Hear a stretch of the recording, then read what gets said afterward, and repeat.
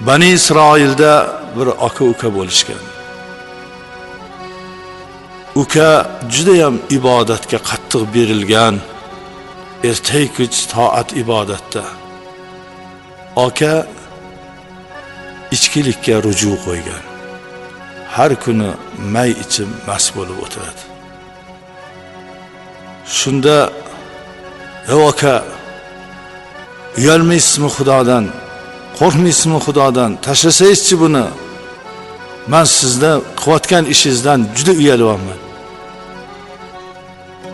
Ey uka, men bilan Allohimni qo'y. Men o'zim bilaman Allohga muhabbatim qanchaligini. Men o'zim har kuni Allohdan shu narsadan judo qilishligini so'rayman. Eplolmayapman uka, dashnom beravermadi. Uka ibodatga berilganligidan o'zini ancha baland olardi. Qalbini shaytonning vasvasi, takabbur, kibr havo egalladi. Kibr havo egallagandan keyin iymonga dars ketdi. Bir kuni o'tirib, men shu okamni diliga azor berib, ichkiligini gapirib tashlab keldim. Men nima qildim? Ibodat qilib nima ma'no topyapman? Men ham borib akam bilan birga o'tirib bir mayxo'rlik qilmaymanmi? Maishat qilmaymanmi? Bo'ldi, yig'ishtirdim namozni ham, ibodatni ham. Borib akam bilan qo'y menga ham deymandi. Mayxo'rlikni, ulfatchilikni boshlab olaman deb akasi tomonga qarab yo'l oldi. Akasi may ichib turib birdan qalbi erib ketdi. Ya Rabbi, mendan necha yosh kichik bo'lgan ukam ibodatda bo'lsa, bu narsalarni qilmasa, men yoshim katta bo'lib turib, hali ham aqlimni tanib olmay, kundan kun sog'lig'im ketib, ibodatni qilmay bu omonat dunyodan shu may bilan o'tib ketamanmi? Tavba qildim, Alloh, meni isyonlarimni kechirgin. Hozir ukamni oldiga boraman deb, ukajonim, meni kechir. Alloh kechirsin. Uka endi menga ibodatni o'rgat. Men tavba qildim, men tashladim bu ishlarni endi. Deyman deb tayyorlanib, u ukasi tomonga yo'l oldi.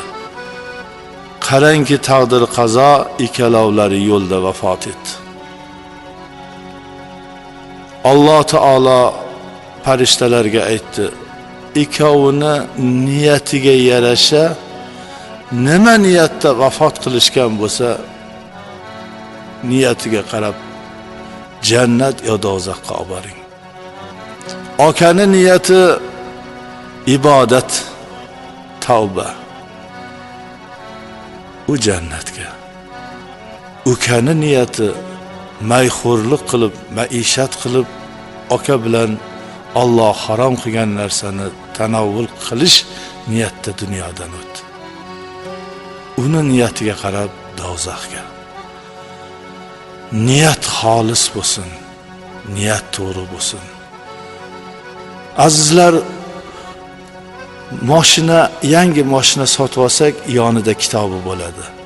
O'sha kitobini o'qib, pulga sotgan mashinamizga e'tibor ko'rsatamiz. Kitobida bu mashinaga 76 benzin emas, 93 benzin quyiladi. Agar 76 quyilib qolsa, tez ishdan chiqadi. Uni o'qigan mashinaning egasi albatta unga amal qiladi. 76 quymaydi, 93 quyadi. Mashina buzilib qolmasin deb. Ey inson, mashinani joni temirdan, buni ayading. Allohni kalomi Qur'on sizni biz insonlarning kitobi-ku.